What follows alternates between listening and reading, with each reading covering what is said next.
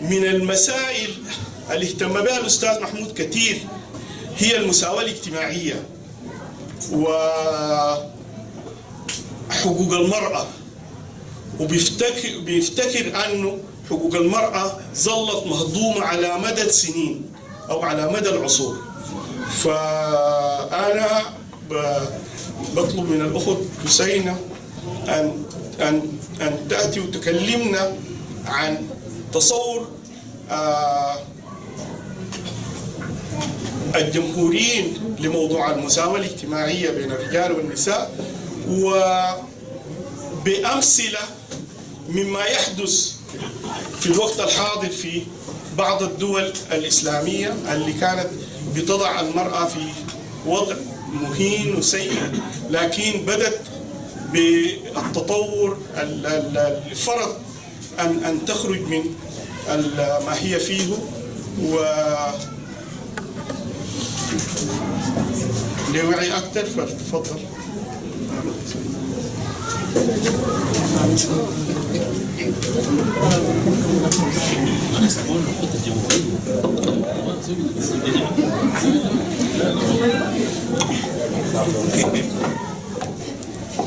في البداية برحب بالحضور الكريم، والعودنا دائما الاهتمام والتقدير والاحترام لسيرة الأستاذ محمود. الحقيقة الأستاذ محمود الاحتفاء به ما هو فقط حكرا على الجمهورية. الأستاذ محمود هو زعيم قومي لكل الناس، لكل السودانيين تحديدا. لذلك أنا بفتكر الناس اللي بيجوا دائما للاحتفال ديت هم بيجوا لأنفسهم في المقام الأول. لذلك احنا تقديرنا عظيم للمسألة دي. أنا برضو بحيي أصدقائنا العزيزين جدا اللي هم سنويا يرتحلون برغم الطقس، رداء الطقس وبعد المسافة والمشاقل أن يكونوا حضور، منهم الأستاذ مجدي عبد المنعم، الأستاذ يوسف والعزيزة نهى وبرير، وجميع الشباب الوصلونا هسه من إدمنتون إبراهيم ومتوكل ومن فاتني ذكرهم. أنا بأكد على المسألة دي لأنه بس تأكيد، لأنه موضوع الاحتفاء بالأستاذ محمود هو جزء من مشاكل وقضايا السودان. في موضوع المرأة أختصر على أساس أنه ندي الفرصة لبروفيسور إرنست. تحية للسيدات وللنساء والناشطين والناشطات القابعين الآن في معتقلات حكومة الأخوان المسلمين، ودينا من النساء الخرجوا لحل قضايا مشاكل السودان اللي هي في الغلاء والجوع ونقص الأدوية، انعدام الحريات.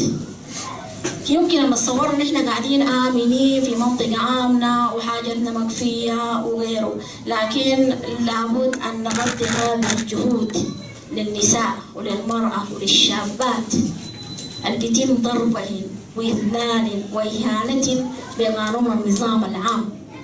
وقانون النظام العام للشباب اللي ما هم عندهم فكرة عنه هو قانون سناه أو سنته حكومة الأخوان المسلمين لتجريم الفتيات في أعماركم بالزي ولا بالزي اللي بسنوا وبطريقة. ووصلت الجرأة والوقاحة بالمحاكم بدل أن تكون هي صوت للشعب المغلوب أنها تحاكم وتجرم الفتيات في طريقة مشيتهم في الشارع. العمل ده ما جاي عمل ارتباطا، ده عمل مبرمج ممنهج، عنده سند ديني وعنده فهم سلفي من الإسلام. الأستاذ محمود لما قدم موضوع قضية المرأة شعر بأنه في فرقة كبيرة، ما في أوضح نموذج لأنه تردي الفقهاء والفكر السلفي وما عليه حال النساء الآن. النساء الآن بفضل الله، بفضل التقدم العلمي خرجا وأصبحن قاضيات وعالمات وأصبحن طيارات وأصبحن يمكن أن يتفوقن في أي مجال من دون تفصيل في الموضوع ده. لكن بالمقابل ظلت حقوق من داخل الدين ضعيفة، وهذا ليس عيبا في الدين كما يفهم الآن الناس، إنما عيب في فهم الذين يفكرون ويدعون أنهم مفكرين بالإنابة عننا للدين. في موضوع قضية المرأة مثلا ناخذ نماذج سريعة اللي هي في موضوع الوهابية مثلا. نحن في السودان بالمناسبة بفضل الله برضه للجيل الجديد اللي ما حصل الزمن ديت، نحن شعب صاحب إرث متصوف متسامح.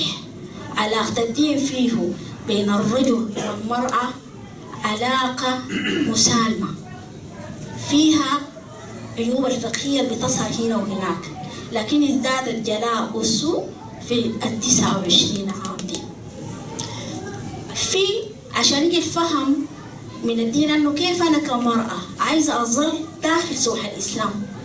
انا ما عندي رغبة اطلع من سوح الاسلام، لكن بشعر انه في تناقض حادث ما بين حياتي الان وما بيقدموه لي رجال الدين. رجال الدين مثلا بيقولوا التعدد اصل في الدين، اللي هي انه الرجل يحق له الزواج بزوجة بزوجتين بثلاثة بأربعة. الكلام ده جابوه من الدين، لكن للأسف وقفوا عند المستوى ده. الدنيا كالمظلة الأخيرة، كالمظلة الأخيرة الرجل الواحد للزوجة الواحدة. الكلام ده برضو عنده نص في القرآن. المسألة بالعقل وبالفكر. اليوم مثلا احنا هسه في القوانين البلدان البرة لا يسمح بالتعدد للرجل بالقانون، قانون المدني اللي هو بيسمح للرجل الواحد قصاد المرأة الواحدة. هل من الحكمة البسيطة يعني بالبداهة من دون آيات كثيرة من دون أي شيء، من الحكمة أن يكون القانون الوضعي المدني الخطاه الإنسان العادي أعدل من القانون السماوي؟ لا يمكن. من دون ما نذكر أي آيات، جس إعمال الفكر أنك أنت إذا القانون المدني أداك وضعية الاحترام في المساواة أمام القانون، أن يكون شهادتك هي نفس شهادة الليلة أي واحدة فينا إذا مشت لأقرب محكمة أو مركز بتاع بوليس حقها مساوي لحق الرجل الثاني، يمكن أن تقاضي الرجل كما الرجل يقاضيها، وبنفس المستوى حقوقها في القانون مساوية لحقوق الرجل. إذا من العدالة ومن البداهة لابد يكون في مستوى من الدين يفوق هذا المستوى الإنسان البشري العادي. وقد كان الأستاذ محمود جاء بفهم أنه المرأة لابد من تكون مساوية من داخل الدين نفسه، وعنده عبارة برضو أنه الناس اللي ذكرتها بين الشباب الورا أنه الشباب رفضوا الدين وطلبوا وصاروا رافضين الدين وصاروا هيبز جماعة الهيبز والرافضين، والناس اللي بنلقاهم حتى خرجوا عن الحياة خالص. الأستاذ محمود يفتكروا من أذكى الشباب، من أذكى الناس. ليه؟ لأنه حاجتهم اليوم وما عندهم فوق طاقة اللي بيقدموا له رجال الدين، فقط بإعمال الفكر. المستوى من الدين هل كان إذا سألنا سؤال زواج الرجل من 4 هل فيه عدم عدالة وتجني من الله سبحانه وتعالى على النساء؟ أبدا. ده مستوى من الدين كان حكيم كل الحكمة، حكيم كل الحكمة في القرن السابع في وقته، حيث كان الرجل يتزوج من مئات النساء ويتزوج 20 و40 امرأة، وكان ما أسهل عليه أنه يوهيد. ده هذا معروف. كانت البنت توأد والمرأة تختلف لأنها أول حاجة ما بتقدر تدافع عن القبيلة وما بتحمل سلاح وما هي بالقوة بالمستوى أن تنافح عن هذا، لذلك الخلاص منها سهل وبيتزوجون بالعشرات. جاء لكرامة المرأة في الوقت ذاك جد تشريع بأن يتزوجوا 4، وده كان بالنسبة لهم كبير جدا، زي كبيرة هسه زي رجال الدين الليلة أنت تقول لهم المرأة الواحدة للرجل الواحد. الموضوع ده عندهم صعب، زمان برضه كان صعب. لما قالوا لهم خلوا 20 وابقوا على 4 برضه زعلوا، يعني ده تخفيض شديد. إذا المسألة هي ما مسألة أنك أنت ما عندك قضية بتلموا معاه، كل وقت عنده حوجتك. الليلة الفقهاء بيتحايلوا في المسائل دي، يقول لك لموضوع إذا أنت بتقدر ماديا تخدمها وإذا بتقدر ماديا تعيشها ويزميل القلب بأنك بتحبها بنفس القدر. موضوع المعاشرة الزوجية هو متساوي. ليه ده كله؟ ليه كله ده؟ انت ما عندك في الاصل الكرامة، الدين جاي لكرامة الانسان. المرأة دي ما عندها كرامة كما عند الرجل كرامة. العدالة اللي بيقصدها الله لا يمكن ان تقف عند المسائل المادية، لانه اليوم انا وانت والبنات الصغار ديلا يكفوا الاسر كاملة ولا يحتاج الرجل لاعالته. اذا انتفت الحكمة من قصة القروش دي اصلا ما في، عشان تعرس لك 4 عشان انت تقول انا هعدل عليه كده. جماعة حسس يعني، لكن دي الفكرة عمليا ما عندك فرصة. دي واحدة من النماذج. في النماذج الثانية اللي أخرت الناس كثيرا في الفهم. هي أصلا ناس وقع الحد. زمان كانت في حروب والرجال عددهم كثير والنساء عددهم قل وكده. في دائما حكم بتقام في الأديان ما هي مطلوبة سعي، يعني الدين بيهمل حكمة وعلى بتكون حكمة يعني تناسب وقتها. لكن النبي صلى الله عليه وسلم قال نحن معاشر الأنبياء أمرنا أن نخاطب الناس على قدر عقولهم. ودي حكمة الأنبياء، هم أعلى من الناس مستوى تفكيرا في الوقت ذاك. ليه؟ لأنه بيخاطبوا المجتمعات وحوجتها. لأنه أنت ما ممكن إلا تخاطب مرة طالعة من حفرة الوقت تقول لها مشغلي فيزياء وكيمياء وأعمل كده، ما ممكن. لكن بتقول لها قودي مع 4 نسوان تانيات الراجل ده بيعيش. ده المستوى. النماذج الثاني عشان اختصر، انا مصره اختصر المسألة برضه الا اذا جاء سؤال او ورد اللي بعد لقدام. في موضوع مثلا التحولات الحاصله في السعوديه الان. الفكره الجمهوريه سبقت العداء بين الاسلاميين الذكر والسي الدكتور عبدالله وشرح فيه. موضوع بسيط خالص خالص. الموضوع قال انه في مستويين في الدين، مستوى بناسب حاجتنا هسه اللي هو بناسب حاجه القرن العشرين، ومستوى بناسب القرن السابع. وما قال أنا ألفته ولا قال أنا نزل علي وحي، قال أتاني الله فهم من الدين ده. وقال أي إنسان ممكن يكون مفكر، وأي إنسان إذا يفهم من الله. ودي ما قاله، قال النبي صلى الله عليه وسلم أنك تعمل بما من عمل بما علم أورثه الله علم ما لم يعلم. ده سيدنا محمد صلى الله عليه وسلم قال القاعدة دي يعني. لكن أن يحتكر رجال معينين بهيئة معينة، دهون طواقي وجلاليب وهيبة كده يخطوها لنفسهم وقروش تجيهم من مناطق إسلامية، ده ما بدي أي شخص ولا أي امرأة الحق في أن تسلم لهذا الفهم نهائيا، أن تسلم لهذا الفهم ولا باللحى ولا بالشكل ولا بالشيء. لأنه هؤلاء اللحى وهؤلاء رجال الليلة دي في مدينة النبي يعيشون وسط النصارى آمنين، وسط المسيحيين آمنين، ويحترمون مديرتهم بكل أدب واحترام، ويسلم على مديرته الخواجية بكل أدب. لكن تلاقيه بيت المحجبة منه يقول لا صافي. هي الفكرة. الغيمة في أنك أنت بتبتذل الدين لأغراض خاصة بدل تحببنا في الدين. نحن مع نصف المجتمع اللي بيقوم به المجتمع الواعي اللي بيربي الأولاد على أساس أنه يكونوا مسلمين أصحاء. لكن إذا أنت عايز تخلي أنت أعلى عليه في قامتك ولا يمكن أن تساوي من داخل الدين، إذا نحن حنكون في الأمراض النفسية والتشوه النفسي ديت. صح ممكن نلبس لكم الزي اللي انتم تفتكروا انه ده زي اسلامي، لكن نحن عايشين في مجتمعات لا يفرقنا من هؤلاء البنات والشباب غير ازيائنا فقط. اذا لو هم اذكياء فليريحونا نحس بالسلام الداخلي. السلام الداخلي ان تكون انت مصالح مع روحك، انا مسلمه مصالحة مع روحي وما شعر عندي بتناقض، وما بيقيم فيني إمام جامع في الخطبة يسلبني حريتي وسلامي، لأنه سلام ممدود بفهم من الدين يأكد لي أنا رايت. مثلا عندكم نماذج السعودية اليوم. السعودية لاوت عشرات السنين أنه أصل سياقة السيارة وقيادة السيارة حرام. الفهم شنو فيه حرام. نحن بالمناسبة نقول نحن عشان تكون فخورين وبراود بأنكم سودانيس، نحن المرأة عندنا آمنة عطية ساقت سنة 45 وغير عنه في زول ثاني ساقت سنة 38 غير موثق قبل يوم، لكن ساقت درايف السيارة في الخرطوم، وكانت عندها سلاح to protect herself. ده في 1945. يا دوب 2017 زي بروفرز واقف في السعودية.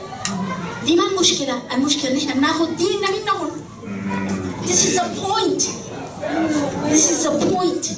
فيسوقوا اليوم بيسوقوا بعد 2050 we don't care، لكن we care لما نكون كل الناس. لما نجي عند الأستاذ محمود يقول لك والله لقد كفرته السعودية.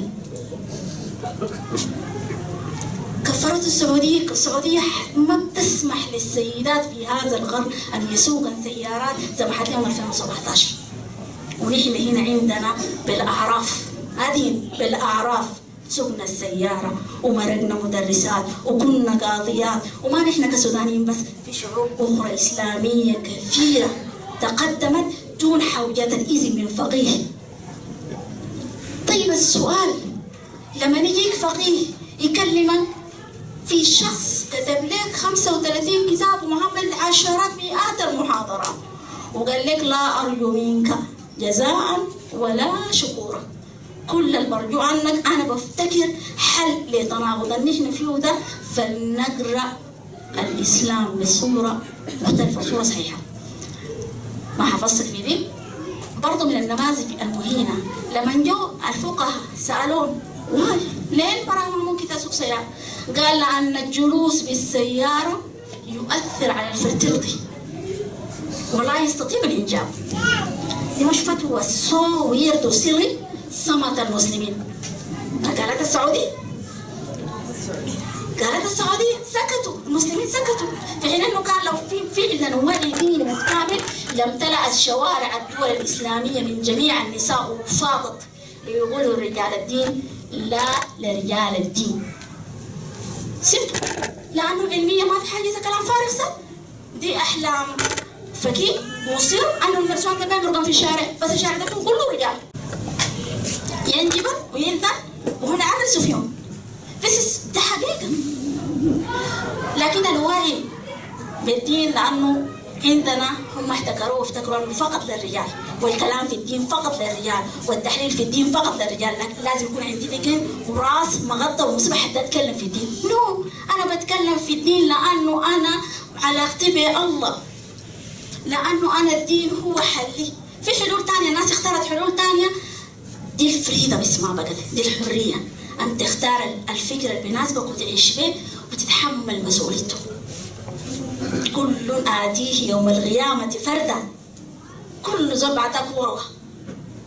لا ما في مشكلة. ودي زي ما ده الشعار اللي اتقرا في 1951 أن الحرية لنا ولسوانا، فلتكن ما تشاء ولتكن ما تشاء، فقط be responsible، تحمل مسؤولية قرارك.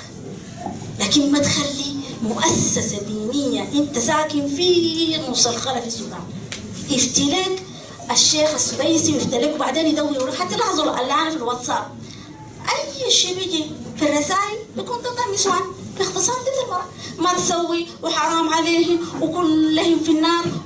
ودخل الشيخ فلان يوم فلان في قيامة فلقى النار 99.9 يمكن من النساء في النار.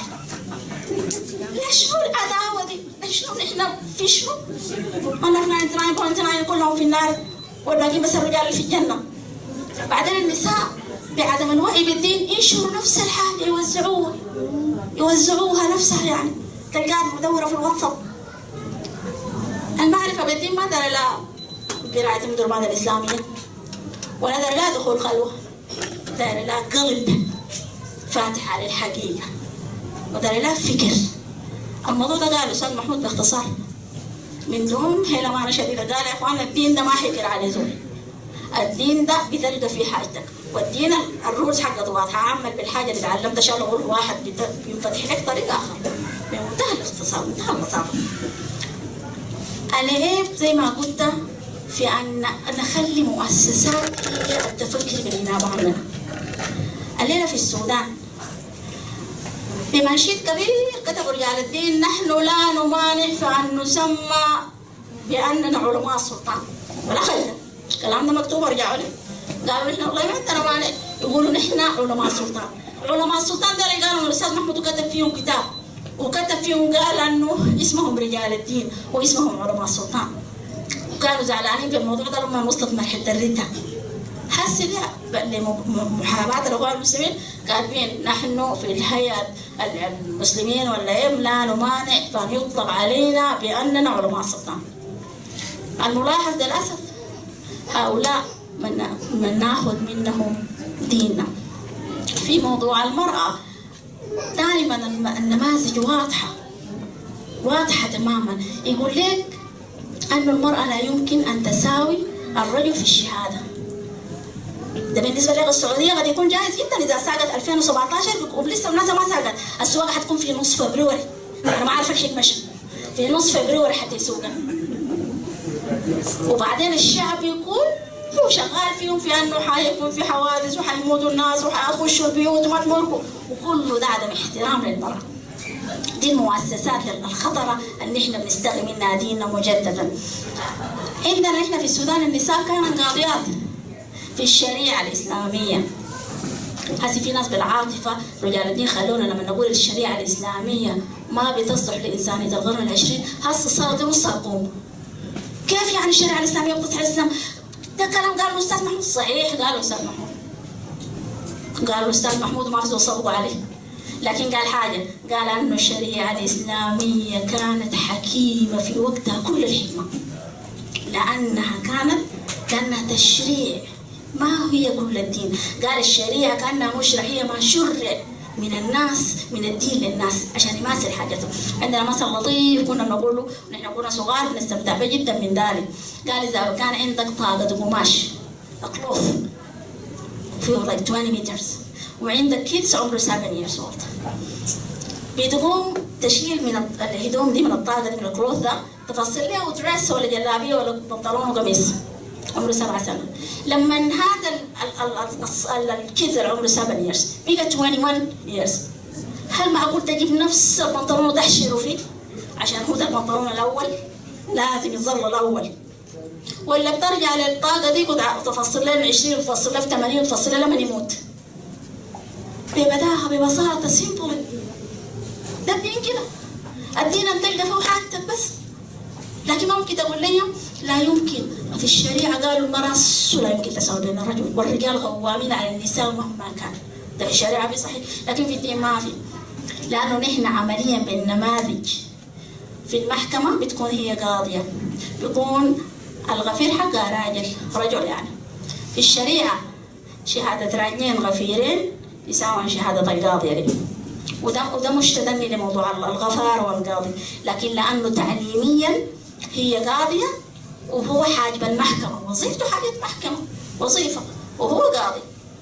هل يعقل بالفكر العادي أن يساوي حاجب المحكمة اللي بيدخل الناس ومرقوا بيعمل الدفتر بيعمل كده بالقاضي يجيب ليه ويقول لها لا أتحدث معك أيها القاضي، يجيب لك مرة ثانية، لأن في الشريعة مرتين وصار رجل، غير معقول.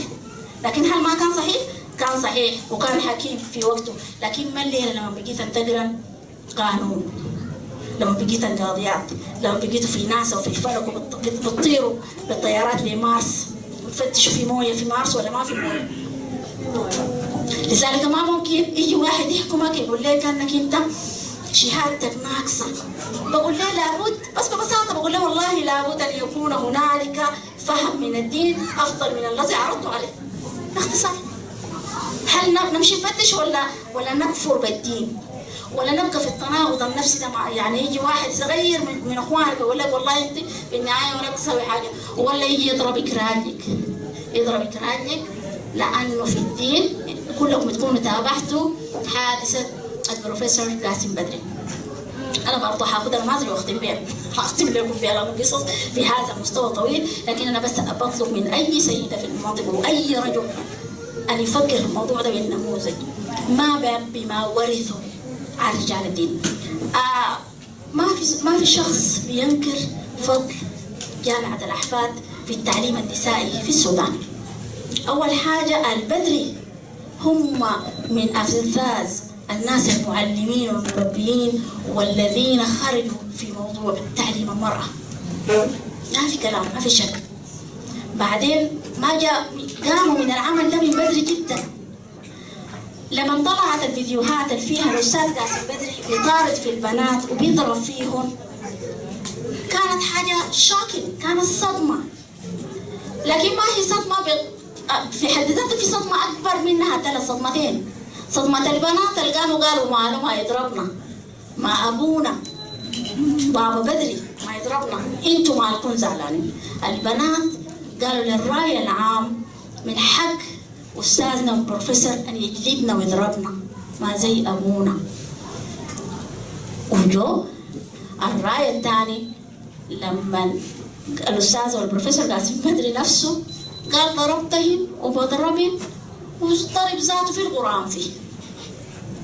الحقيقة كلامه صح وكلام ديك في جزء من الجزئية صح.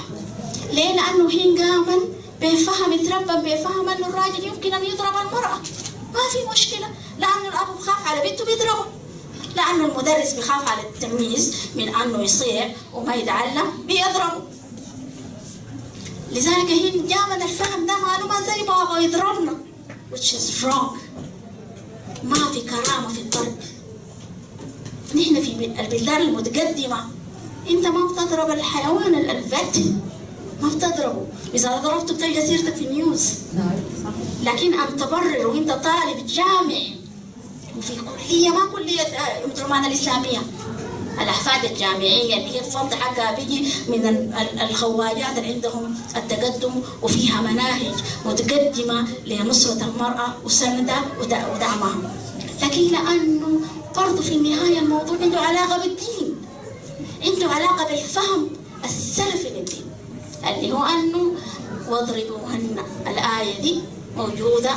إذا الفقهاء عشان يتخلصوا من عار الآية دي وعدم مواجهتها جابوا استنتاجات خطيرة سري.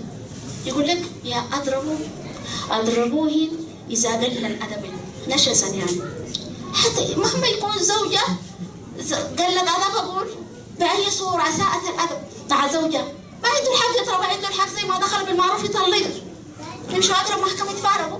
لكن الضرب عشان يأدبها دي ما الحل فيه كرامة.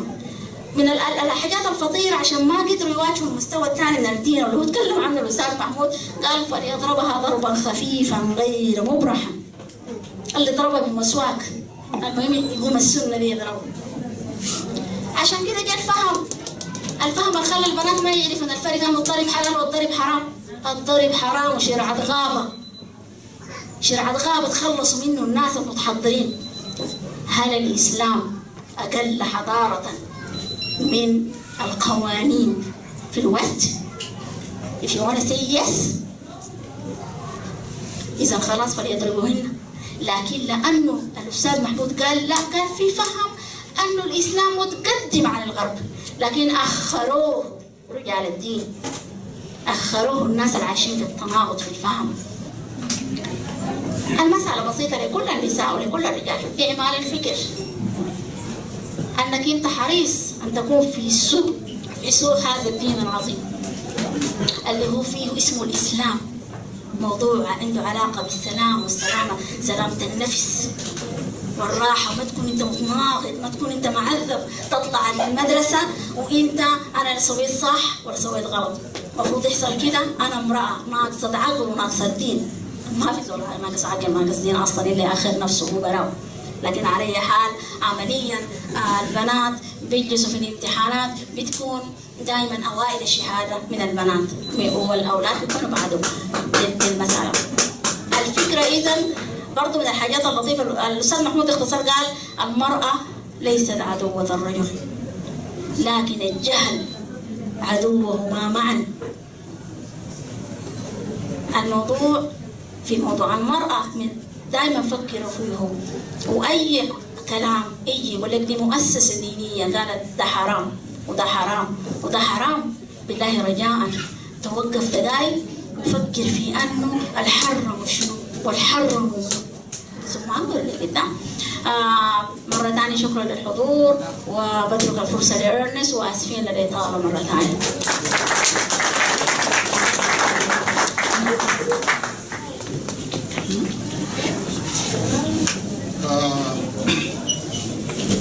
زي ما ذكرت حسين عن الفكر مطلوب. الدين بيقول في القرآن: وأنزلنا إليك الذكر لتبين للناس ما نزل إليهم ولعلهم يتفكرون. فبيكون ده يعني المدخل الحقيقي، والفكرة الجمهورية متاحة في كتبها وفي محاضرات الأستاذ محمود. فنرجو أن الناس تقيف بجدية على ما كتبه الأستاذ محمود. الشعار زي ما قلنا اللي أطلق على المناسبة دي أنه هو تجسيد المعارف، وتجسيد المعارف هو أنه أن تعمل ما تقول أو ما تفكر، يعني فكرك تعيشه. المتحدث الجاي هو أخونا عبدالله إرنست، وعبدالله إرنست ظل يشاركنا احتفالنا بالأستاذ منذ أول احتفال قمناه هنا قبل 8 سنوات. وأنا بحكي قصة عنه، عن عبدالله إرنست، بتوري حرص الأستاذ محمود على أن تعيش ما تقوله. عبدالله إرنست سمع بالأستاذ محمود وهو في هاواي بيدرس، سمع منه من زميل له طالب دراسات عليا من أولاد القضارف. عبدالله أسلم في 75. في 77 بعد أن حدثوا هذا الطالب على الأستاذ محمود، قرر أن يمشي السودان ويقابل الأستاذ محمود. فعلا قابل الأستاذ محمود. قصة هي بشيرة. مشى القضارف، قضى كم يوم مع أسرة هذا الطالب، وحضروا للسوق لمدرمان. قابل الأستاذ محمود وقال في أول لقاء هو أخذ بشخصية الأستاذ محمود. أداه 3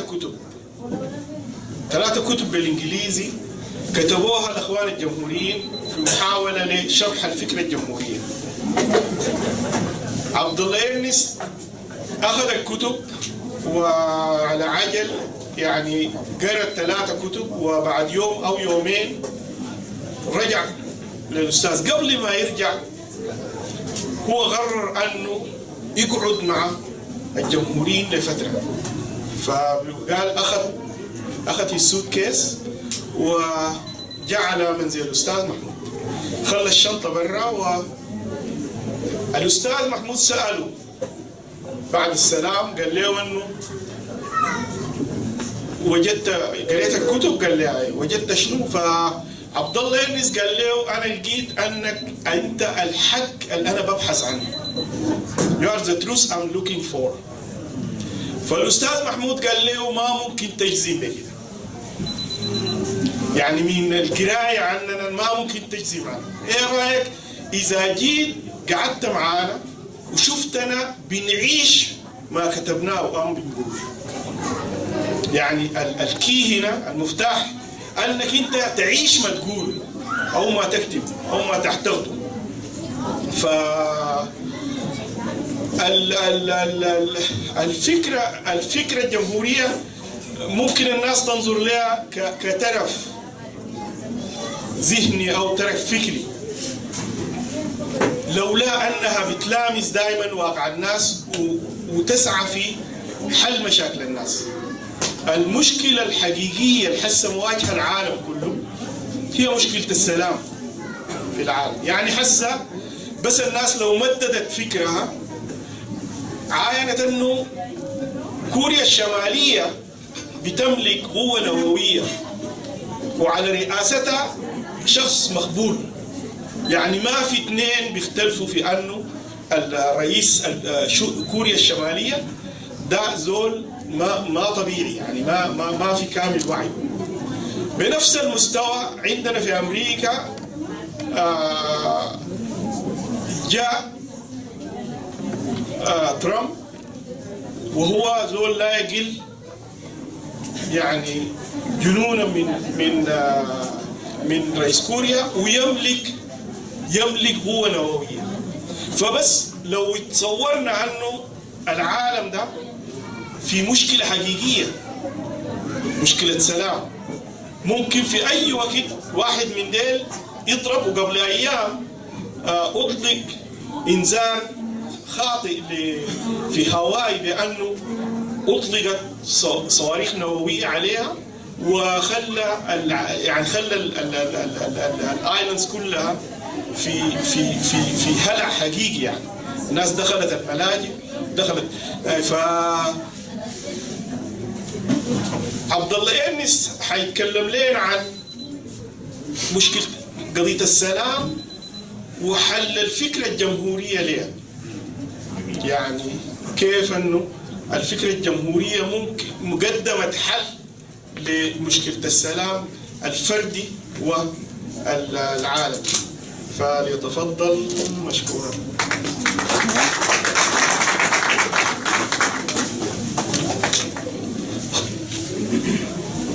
Bismillah ar-Rahman ar-Rahim. I'm happy to be here. I always enjoy coming to Calgary. I look forward to it. All of my colleagues in Seattle know that this time of the year I leave my schedule open. I don't know exactly when it's going to be, but I'll be going up to Calgary around January 18th. And I come up here, one, because it's close. You sometimes used to go to Iowa. Sometimes it can be just as cold as here. But this is a little bit closer.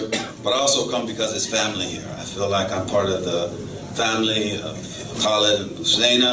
I also feel like I'm family with many of you who I see every time that I come here. And I enjoy the interaction that we have. I don't know if I'm going to be able to say a lot after listening to Husseina or Khalid or Abdullah, Bashir. I was really moved by that, and I'm happy that your presentation was recorded. I do believe that that's the first time I've seen such a clear and scholarly, right, representation of Ustaz, and you're bringing many things that many of us never heard of before, like there's 200 articles out there that Ustaz Mahmoud has written. This is not only important for the Republicans, it's important, I think, for Sudanese. And I feel sometimes that I am Sudanese, so I will speak to you like that, right? If you will just indulge me, right? Okay. I think it's obvious that Ustaz Mahmoud was an intellectual and a scholar. I don't think anybody would argue against that. It's also important, I think, to see Ustaz Mahmoud as the type of intellectual who actually had an independent ideology that he introduced to the world. And he did that out of Sudan. And the Sudanese, I think, as the generations continue, are going to take tremendous pride in that, because the impact of Ustaz Mahmoud's ideas are such that they will change the world. The world is in need of Islam. And if Allah exists, then Islam is his religion. And if Islam is the religion, Fikr Jamhuriya is Islam. When I approached Islam, I came out of a Christian background, and I've said that before. And one of the things that I realized was that Christians do not walk their talk often enough. Some do, sometimes. But one of the things that I grew up doing was studying African American history. And I realized that the people holding my people in slavery were Christians. Many of them were reading the Bible and then going and whipping a child, and then going and having lunch, and then going back and whipping a woman, and then reading the Bible again, and so forth. And this continued after slavery. So what was happening is, it's not that Americans are not good people in the North and the South. They're good, they're fine. But people's religion was not influencing their behavior. And this caused me problems. I said, how is it that a human being can consider themselves a child of God and treat people so poorly? Treat people as if they're animals. So I started to think critically about the religion and ask questions about the religion, and I didn't get the answers I was looking for. So I studied Eastern religions. I tried to improve myself. I studied yoga, I studied Tai Chi, I studied Buddhism, I practiced yoga, I practiced Buddhism, I practiced meditation, and I was doing all these things up until I became a Muslim. What attracted me to Islam were a couple of things. One, I studied African American history, and I was very much moved by people like Malcolm X. I read about Malcolm X was our manhood. He stood up and said, we will not take it anymore. If you come at us like that, we're going to defend ourselves. And that was important for people to hear. Malcolm X was a Muslim. I looked into the type of Muslim that he was early on before he became a Sunni Muslim, and I was not impressed with the Nation of Islam.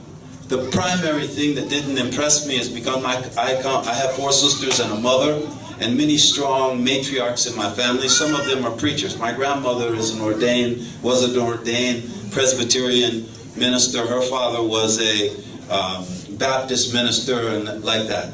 So I didn't like the way that the Nation of Islam was treating women. I felt that the way that they were treating women could not be religious. That was my first opinion of them. And then I started to talk to some of the brothers and listen to them, and I realized that they were talking more about politics and black nationalism than they were talking about religion. So I moved to look for Islam in other places, and I saw Muhammad Ali. Muhammad Ali was part of the Nation of Islam, and I've met Muhammad Ali just in passing. But one of the things that attracted me to Muhammad Ali is that he stood and he spoke his truth, and he accepted the consequences of what happened. And that was unusual to see. Most people do not want to, as Ustaz Mahmoud says, pay the price for freedom, which is, he says, to defend that freedom. Be willing to sacrifice to fight for that freedom and to accept the consequences of the actions. Take responsibility for your actions and take responsibility for the consequences of your actions. I saw Muhammad Ali doing that, and I paid attention to him. But I realized that his Islam was tied to the Nation of Islam. So I was still open to Islam because these 2 great Americans were Muslims. Dr. King was a Christian. I was open to many things. But what happened with Fikr Jamhuriya, the way it came to me was, when Islam was introduced to me in Hawaii, the man who introduced me to Islam was called Sheikh Muhammad. He came out of Harlem. And he said to me, he said, the Sudanese live Islam. He said, not Saudi. They don't. These people are changing their mind according to the way the wind blows. This is what's happening. And they're talking about, women driving now. Yesterday, the same sheikh was saying something different. And tomorrow, he might say something different. Because they're not grounded in a sincere attachment to the religion. How can I say that? I know that because many of the African Americans that I met that were Sunni Muslims were taught Islam by Wahhabis who had the money to fund mosques in America. And also by people, Jamaat Tabligh, out of Pakistan. And it's a very conservative and also destructive understanding of Islam. These, when I took, in 1980, the one time I returned home from 1977 to 1986, I went to a mosque. And in the mosque, I was trying to explain to the brothers, hey, there's another understanding out here. There's this African brother who's talking about the second message of Islam. He's talking about the 3 equalities: economic equality and political equality, democracy and social equality. And he's saying that in order to achieve those equalities, we also need to have a methodology to make ourselves more socialist, to make ourselves more democratic, to make ourselves more humane. And he said that methodology comes from the Holy Prophet Muhammad. And he's calling this the second message of Islam. He says that every human being is a God in the making, is an end, and not the means to anybody else's end. And as I'm explaining this to this brother in the mosque, who was taught Islam by either Wahhabis or Jamaat Tabligh, he pulled a knife on me. Who's going to help me kick this kuffar out of the mosque? This was his response. Instead of a conversation, I had a knife pulled on me. That's the type of destructive understanding of religion that's being introduced. The idea that it is religious to harm another person because they have a different idea than you. That is one of the reasons that I was looking for Islam, but I was very leery about certain versions. When I was told that Sudanese walk their talk and practice Islam and don't just preach it, I was intrigued. I wanted to see if that was true. I was introduced to Salman al-Awad from Gadarif, his wife Maimuna, Bakri, and Darius Shiluk from southern Sudan. I love these brothers. But one of the things that I like most about them is that they were very sincere. They were wonderful human beings. They were family men, right? And they behaved in a way that I thought human beings should behave. So I said, I'm going to take a chance. I'm going to go to Sudan and see if that has something to do with their Islam, as Sheikh Mohammed had told me. Darius wasn't Muslim, he was Christian. I believe. He wasn't Muslim. So I came and I met Ustaz Mahmoud. And the idea I had in my head was that the teachings of Christ were beautiful teachings. I grew up on them. And as I got older, I read the Bible more. And I realized that Christ brought something wonderful to humanity. And I still feel that and I understand that. Ustaz Mahmoud taught me that the teachings of Christ are the highest moral teachings you're going to find. But there's something missing. The ability for human beings to actually achieve and to practice those teachings. To turn the other cheek when you're being slapped. To love people who despise you. The teachings of Christ. Right? So he was saying that the purpose for the Holy Prophet Muhammad, peace be upon them both, to come after Jesus was to provide a methodology for human beings to be able to cleanse their mind and calm their heart so that they can be able to actually, in that moment, right, love those who despise you. In that moment, turn the other cheek. In that moment, care for people who are less fortunate than you. And so that made plenty of sense to me because I had the sense that Allah didn't leave us here alone. And I was convinced that Christians were a little confused. The Trinity was confusing to me. I didn't have it clearly explained. When they talked about the Comforter in John, they said that the Comfort, Jesus said when he goes, he's going to send the Comforter. And they said that's the Holy Spirit. So I said, what's the Holy Spirit? And it's hard to understand what people are talking about when they say Holy Spirit. The Comforter, now I'm understanding, was Sayyidina Muhammad. The Jesus himself and Moses before him, this is Ustaz Mahmoud's teaching. And Noah before him, and Ibrahim before him, and Adam before him, all came from the same God with the same message. It just took different forms in different times and different places. But the importance of Islam, according to Ustaz Mahmoud, is what's important, I think, for us to understand, is he's saying that with Sayyidina Muhammad, the message was completed. This is when we can talk about Islamic law not being the last word. The message is completed with Sayyidina Muhammad in the Quran. Now there's different ways you can interpret that. One is that Islam as it was practiced in the 7th century is that message, and we must try to follow that message. That's one possible interpretation. Ustaz Mahmoud is saying that the message is completed in the Quran, but as Sister Busaina was saying, our understanding of that Quran is incomplete. And the Quran had to come in the 7th century to a people who were not as evolved as we are now. Let's admit that. Does anybody doubt that? In the 7th century, men throwing their baby girls in holes because they're ashamed of them. Are we there? Or are we somebody else? A status where a man could marry 20 women and that type of thing. That was a different community 1400 years ago.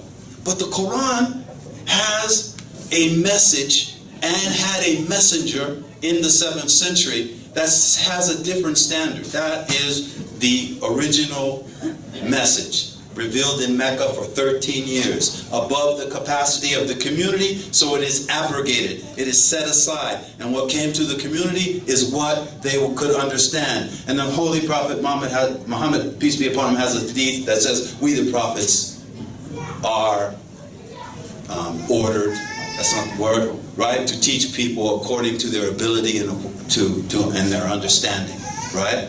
And so the idea that the Quran is complete, but there's a message beyond the message, the first message of Islam, is something that makes sense when you think about, if there's no more prophets coming, how are human beings going to ever achieve Islam, which is the religion of God? How do we get there without new prophets? Either, it seems to me, the answer is be better Muslims and try to apply 7th century revelation in the 21st century, or take another look at the Quran and see if there is not a level in there that represents the equality between human beings, men and women, Muslims and non-Muslims, able-bodied people and unable people, lesbian, gay, queer people and straight people,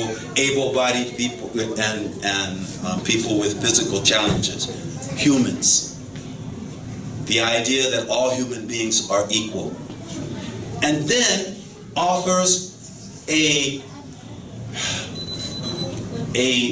ideology that allows us to create a society in which that equality can be elevated in its humanity.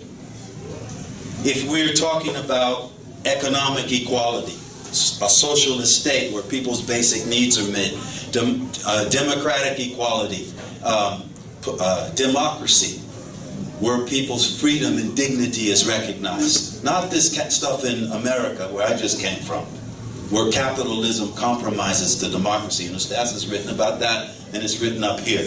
You can't have a system where capitalism is, you can't have democracy and capitalism in the same system. The capitalists are going to buy off the politicians, and you're going to end up with the best democracy money can buy. That's what we have in the United States, where I come from. And it's that type of system that can allow for a person like Trump to come into power, whether the Russians helped him or not. He's in power. And a billionaire, right? A billionaire with no apparent morals at all. Doesn't feel he needs to tell the truth. Doesn't take responsibility for anything, right? That's the guy who's the president of the United States. So our country's in big trouble. The world is in big trouble. Allah sent Sayyidina Muhammad with the Quran and said, I have perfected my religion up to you on this day, and that religion is Islam. My religion, Allah's religion. And it's Islam. And we talk about what that is. It's peace. It's the idea that I must learn first, and I had a hard time with this, to find peace within my heart, to calm my own heart, so that in calming my heart, I can then relate to other human beings in a more humane manner. in a more socialist manner or democratic manner or, say, Islamic manner. So that starting with the self requires some type of technique. It's not just, I want to be a better person. I used to meditate, and when I meditated, I thought I was improving myself. But the path of the Holy Prophet Muhammad is much more elaborate than just meditation. I teach this to my students. I don't pretend to be an extremely religious person. I don't pretend to be the best Muslim out there. But this is what I teach my students. I'm an advisor of the Muslim Student Association at my college. I've been doing that since 9/11. And I try not to get involved so much in the students' understanding of Islam. I let it be what it is. But we have conversations about practical things. And one of the things I showed them is what Ustaz Mahmoud teaches us in terms of ablution, or wudu. And in that he teaches us that when you prepare your wudu, you go into it with an intention that you're about to go into your prayer. That's huge. And when you utilize water, you utilize a small amount of water, and each time you reduce the amount of water when you're doing it. That's huge. It's a sustainable practice. He teaches us that each time you start to, this is Ustaz Mahmoud, people say he doesn't pray. This is his teachings on just wudu. His prayer khalid. People should leave that alone. Read his books. But just on wudu, no imam will teach you this. Because I know, because I've taught it to my students for several years and they've never heard it before. And he says that when you wash your hands, be conscious of what your hands have done since your last prayer, and say astaghfirullah. And the second time you wash them, alhamdulillah, that they've done something halal. And the third time you do it, subhanallah, that Allah has allowed me to do something halal. And you go through your entire wudu like that. When you go to your mind, you're talking about your thoughts. What have I been thinking since my last prayer? Astaghfirullah, alhamdulillah, subhanallah, all the way down to your feet, wherever they've been going, right? And from there you go directly into your prayer. So I teach that to my students, and my students are like, whoa. He said, I have problems concentrating in my prayer. This way? Yeah, so how is this going to help me with my concentration? I said, exactly. Go into your wudu, have your intention, finish your wudu, cleanse yourself. See, that is what Ustaz Mahmoud said. He said, Salah is psychotherapy. This is what Allah left us. A minhaj nabawi, which is psychotherapy. If you apply it, you can cleanse your mind, calm your heart, and increase your ma'amala with other people, and that's deen. And you can, and the process of doing that is to become more submitted to the will of Allah. This is where your peace comes from, right? Istislam. When you submit to the will of Allah, you become a more peaceful person, and from there you have a chance to work towards becoming a Muslim. Ustaz Mahmoud said, you have Islam al-lisan. You can say La ilaha illallah, La ilaha illallah Muhammad Rasulullah, and you're a Muslim. And then we have Iman and Ihsan, which are higher states than that.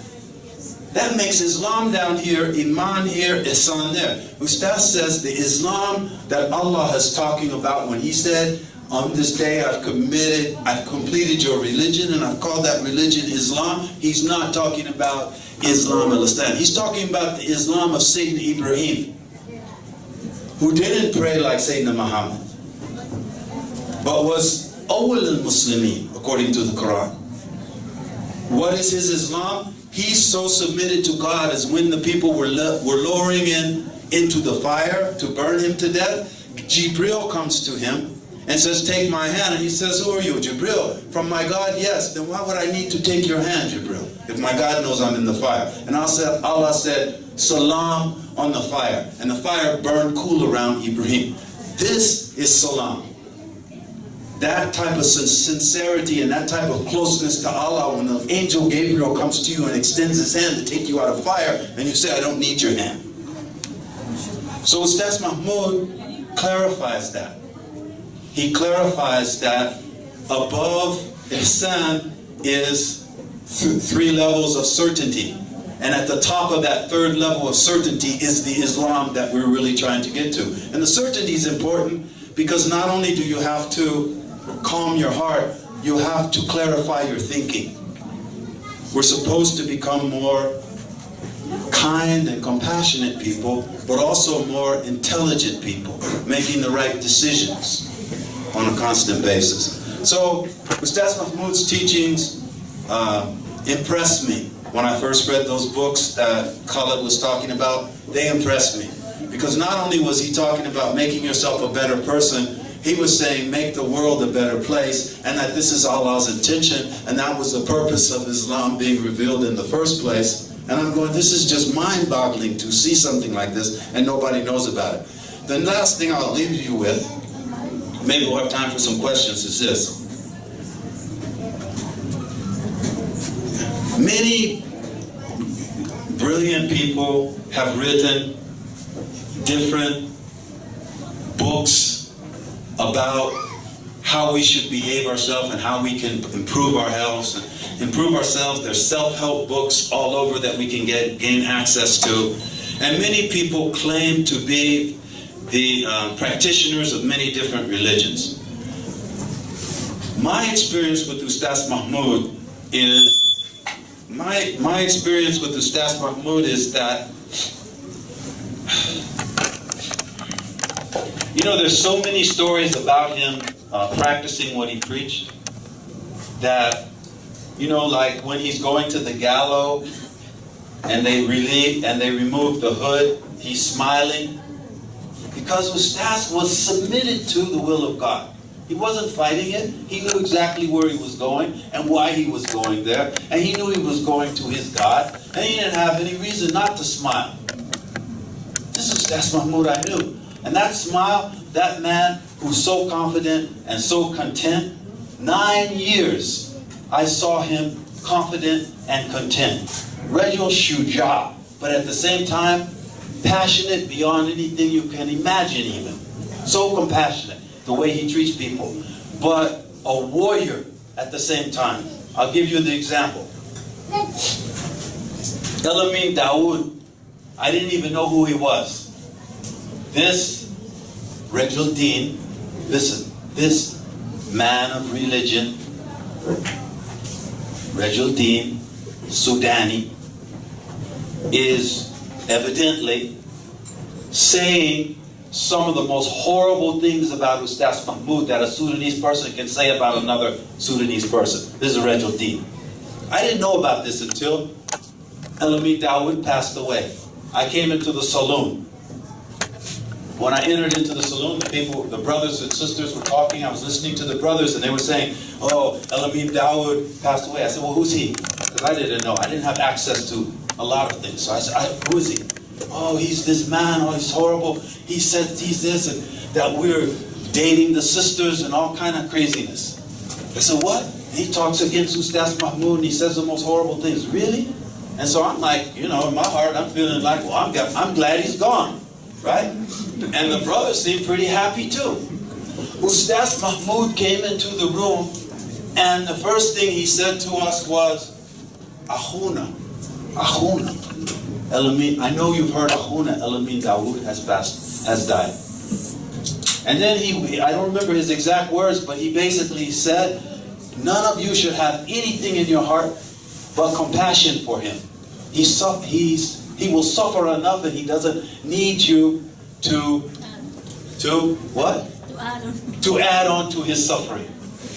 So just clean your heart and have compassion for this man. This is the compassion Ustaz Mahmoud had. This man who said the most horrible things about him. The brothers are kind of happy that he's gone, and Ustaz comes in.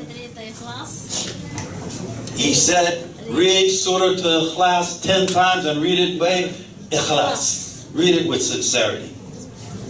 And I'm sitting there going, wow, he's talking about the guy that said that stuff? Right? That's his compassion. 360 days, 24 hours a day, that's the man that I saw. Imagine. In terms of his bravery, which oppressed me more because I'm more kind of like the brave type, the compassionate. I'm improving now. Over that 43 years I've been working on it. But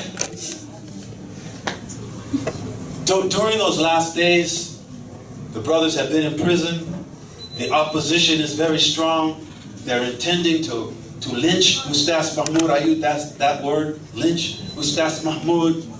We're having our jalsat, and we're having one day a zikr in front of the house.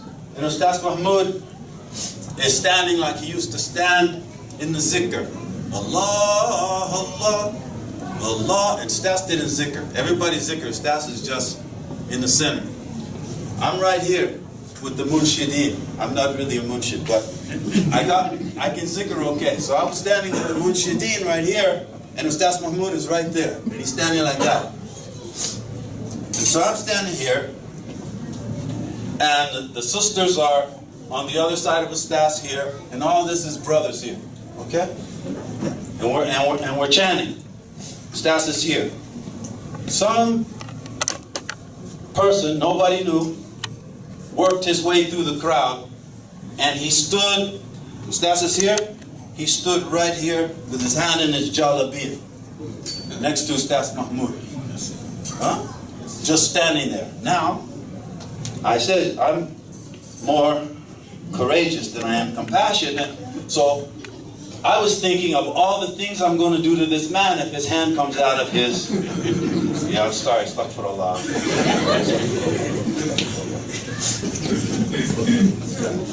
So, I even changed my stance, right? I'm standing like this, my arm is ready.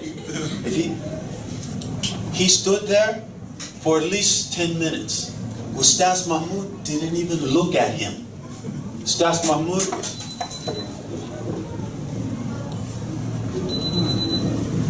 not worried about this man. And I started to question myself.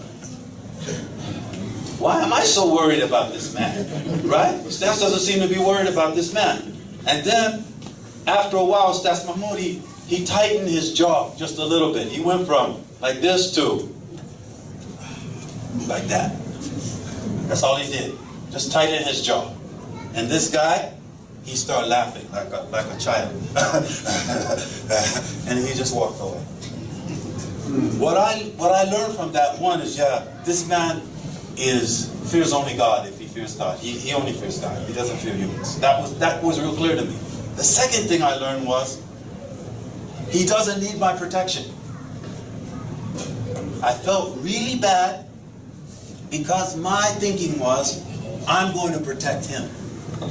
That is so arrogant and so ignorant, you see? And I learned it in that moment. That's one of the things I learned. So that's about, I'll leave it there. I hope that helped people maybe have some questions or something. Thank you very much.